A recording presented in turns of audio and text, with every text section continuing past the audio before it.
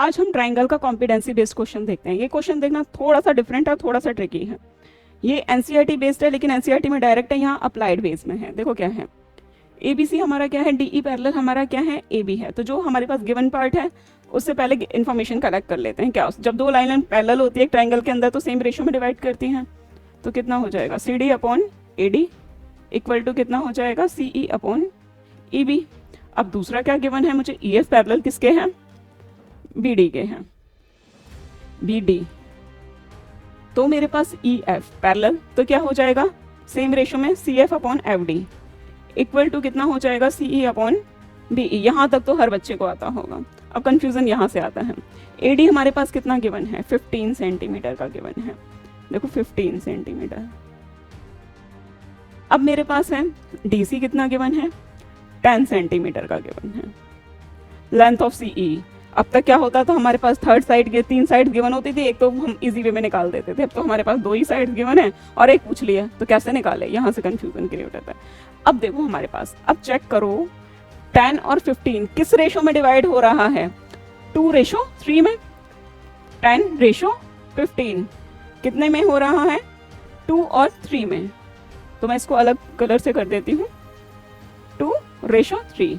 तो ये सब हमारे कितने होंगे, ये लाइन पैरेलल है, ये भी 2:3 में, ये भी 2:3 में।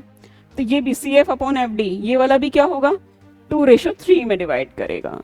रेशो है उसको मैं ब्रैकेट में कर देती हूँ जिससे समझने में इजी रहेगा।